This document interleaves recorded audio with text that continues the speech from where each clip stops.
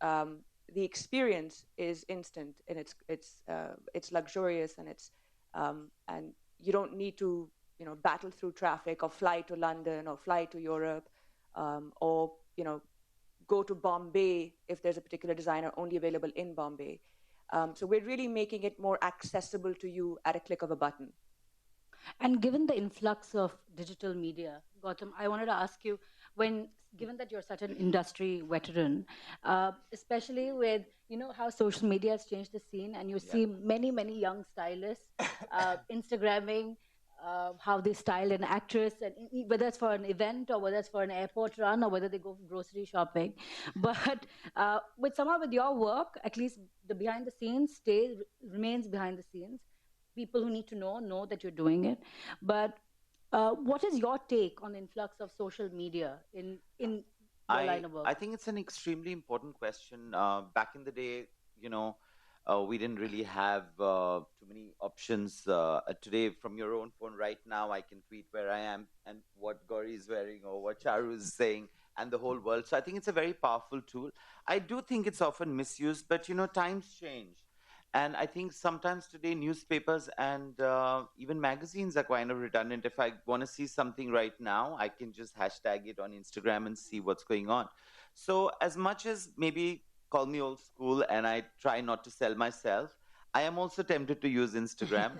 So that's a fact. And I think why not? I think times change, and with it, things will change. And magazines and newspapers really, for me personally, are quite redundant now, because if I want to see something, I'll just go on Instagram. So I don't think there's anything wrong in that. And yes, I think Bollywood is a very large part, and I think all of them here would agree. If Sonam Kapoor was to wear something today and it was an unknown brand, the reality is, whether you like it or not, the whole world is buying it, and the whole world knows that brand today. So Bollywood is selling, whether we like it or not. We can be snooty about it. So I think that, the stars to the stylists to the stars are playing a very important role, and some of them are doing an amazing job. If you see even a Karina who used to dress really badly is dressing much better now, and so stylists are playing a big part. And I think that at the end of the day, it helps the designer in selling. It's a point that I think all of you can sort of throw some light on as well. It does work. Yeah, and Gauri and Anika, both of you have been instrumental in changing the way, say, Bollywood actresses have been dressing up for the red carpet, or anybody, even if a regular bride will include a gown in one of her functions. How did you create this market? I mean, when there was none, and how did you cater to it? Well, I think that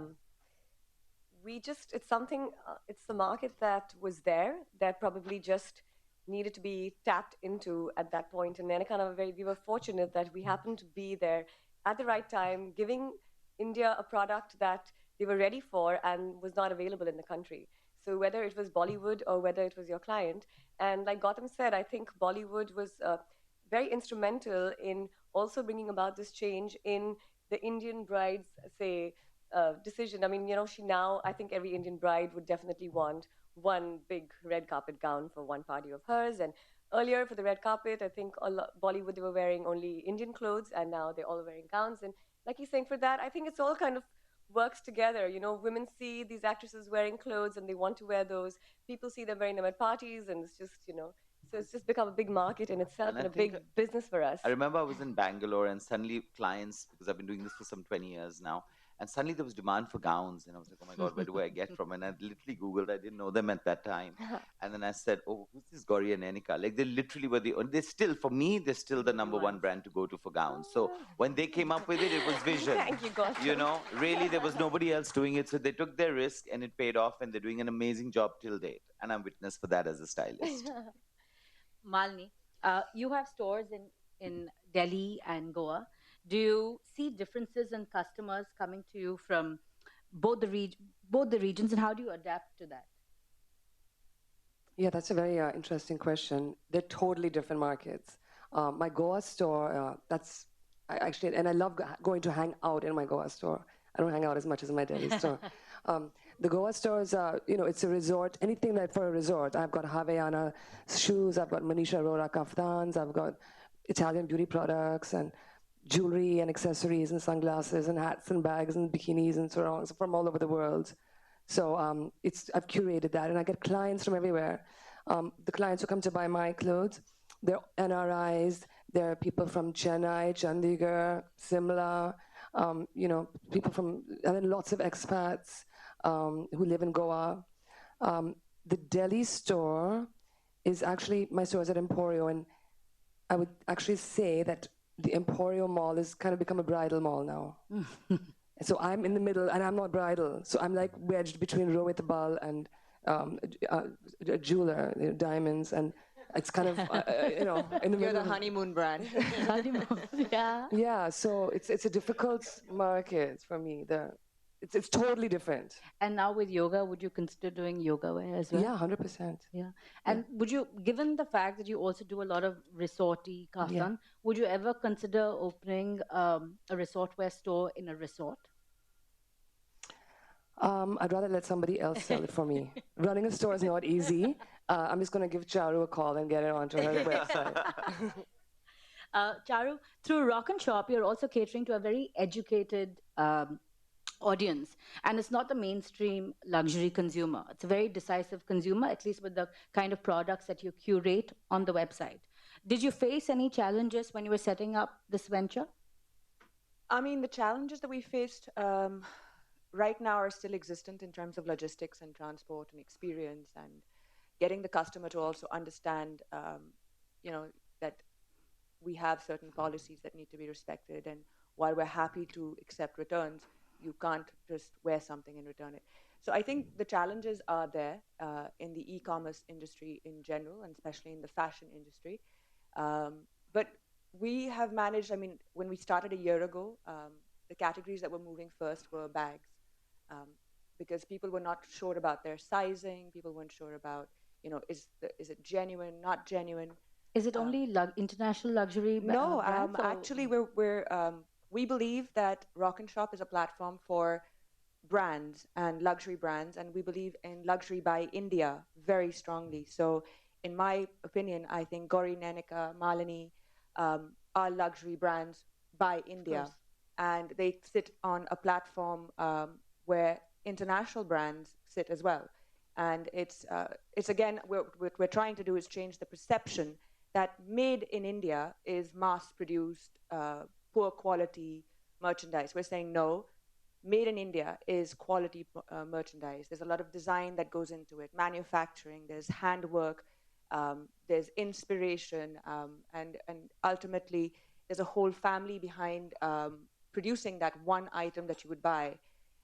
And we've been doing really well. I mean, the kind of brands that you would see on Rock and Shop, we've got some great brands that are doing shoes. There's a brand called Crave Connect. There's a brand called Vitasta for bags. There's a brand called Square Loop for bags. Categories that no one would imagine India can produce, but we're producing, and these guys are making some amazing merchandise, which, in my opinion, because I'm extremely involved in the aggregation of brands for Rock and Shop, in my view, they could stand as good as a Celine bag, and in terms of original design, in terms of quality, touch, feel, experience. And likewise, I think, for example, Gauri Nanika could be as strong as a Marquisa from India. And that's exactly who they are. They've positioned themselves in that platform. And Gauri Nanika today are being worn by international celebrities. So Rock and Shop is a space where we're looking at consumers from across India as well as outside of India who are also consuming from us and shopping online with us. So it's a great platform to promote Indian brands as well and give them a larger audience. And I'd love to have your yoga pants on. Rock and Shop. Speaking of Gauri Nanika's work, you're also among the handful of design talents that have got clothes worn by Kerry Washington most recently for the cover of Adweek. What has the journey been like in getting to the international circuit and getting them to understand that Indian designers like yourself are capable of creating clothes that are at home in the world? And how did that happen? What was the journey? Yeah, it's been really exciting. I think that the fact that it started with the Indian film industry and the actresses wore our clothes so much, and like what Gautam said, social media has made the whole world is such a small place in terms of getting a product out there and getting it noticed. So it was just a matter of time. I think that stylists sort of picked up on our brand, and internationally also people notice what we do. In India, Fashion Week today is a very, very big platform where we get international buyers, and it's no longer just related to India. So I think Indian brands are being noticed internationally as well. And yeah, I mean, it was very exciting to actually, right from the first time that a Hollywood actress wore our outfit, and you feel proud that you're representing your country Of on an course. international platform. And then we had like people like Carrie Underwood and Gabrielle Union. So obviously it was really exciting, and our brand is being recognized more today in the West. And yeah, now we have stylists that we work with regularly. So it is great. Yeah. But how do you do it? Yeah, Do how do you you have keep up with agents or it? what is the Yeah, so we send clothes to a showroom in LA where stylists can go and they can actually pick up the clothes. So we always have about 50, 60 outfits over there. So it pretty much works in the same way that it works in India. So in India, you have stylists who'll call you, like And then, Gotham, we're always talking to him and he's dressing celebrities. And I think the stylist plays such an important role in what the celebrities wear. So we're in touch with them regularly and we work together as a team. and how do you keep updating yourself constantly? Do you ever have like design fatigue? Because the demand comes not just when you show at fashion weeks, it happens constantly, whether it's the boutique in LA or whether it's clients here. But how do you, what is your work cycle? Do you Well, ever I get think tired? that's just something that you take as a challenge and you have to keep on. And that's the part that we actually love because you have to design more and you have to keep updating your styles and just kind of just get on it and not be lazy. Yeah, but it's, I think what you said is that we do collections, right? So we'll do a certain collection which will be inspired by a certain look. And every season, say about 3 times or 4 times a year, we have a runway show. But in between that, we constantly have to create red carpet gowns because there's a demand from the actresses. And it's great for us because then we're pushing ourselves to not just stick to that one look. So if a celebrity wears something from a show and it has a certain look, then I think it can't be worn more than Once. twice, maybe within that look or thrice. So you have to constantly create stuff that is not just from your runway collections. Yes, But it which is keeps us okay. going and it keeps the passion alive, I guess. I think no matter how tired you are, you have You to have to keep keep creating. going. Like Malvi was Multi. saying, it's 10% of creativity, but there are good days and bad days, and it you just need to find that space. It's hard work. Malini, I remember in the past you had collaborated with Bata to do footwear. Do you see any other future collaborations, or what was that like, getting your brand to a slightly mass audience? Loads of fun because you can experiment and they get your brand. It's a great brand to Yeah. work with. And I literally met Mr. Bata at a party in Phuket and just took his card and wrote to him, and that's how it happened. And do you see any future Yeah, yeah, I'm collaborations? working on a few right now, Can you but discuss any? not yet. Let me sign on the dotted line first. I want to ask this question to the panel. Uh, Given today's heritage has been updated in very fashionable contexts with themes such as India modern and born in Banaras, where designers adopt a revivalist approach towards Indian textiles and showcase their creative vision by experimenting with traditional Indian weaves, designs, craftsmanship, and translating them into very decisively international silhouettes. Has that in any way helped the cause of business of fashion? And Gautam, since you style the shows, should we start with you? Um, I think that I think it's somewhere down the line because I've been doing this for a while. There've been people who've been doing this longer than me. We forgot about our textiles. So I think the fact that India creates incredible handwoven textiles and handlooms is extremely important. That's a unique aspect and a property that we have. So we should never forget that. And I think somewhere down the line we did. And so creating something with Indian textile, which really at the core of it is one of the most unique things, is extremely, it gives you form and it gives you something different to do. So I'm really, really glad that there's this whole revival of textile. And why would you want to give the West the West? You need to give them something which is packaged to a global audience using the Indian strengths, which at a lot of levels is not only the creativity of the designers, but cheap labor, amazing textile, um, all of these things. So yeah, so I'm really, really glad that we are going back to our roots, but hopefully we're packaging it to a global audience as well, because this product is really unique to us. The West can't create this. Sorry. What about you? Do you want to share any views on? Well, Gauri and I actually we use a lot of silks, which are from India. But Yeah. our design philosophy has always been something which is completely Western, and I think that you have to kind of stay true to your design philosophy, what you're truly inspired by. And Gauri and I have always said this since we started out, that we grew up watching our favorite film, which was My Fair Lady, and that just kind of left this huge impact on us in our life in terms of Audrey Hepburn as a muse and her wardrobe, the clothes that Cecil Beaton created for her. Of course. I mean, when we were like 5 years old, we were trying to make those clothes for ourselves. My mother had this white lace tablecloth, and we actually kind of used to drape it and pretend that we're Audrey Hepburn. And so it's just one of those things where every collection might be inspired by a different, totally different thing, right? But we always go back to what you really love, your core inspiration, and your design philosophy. So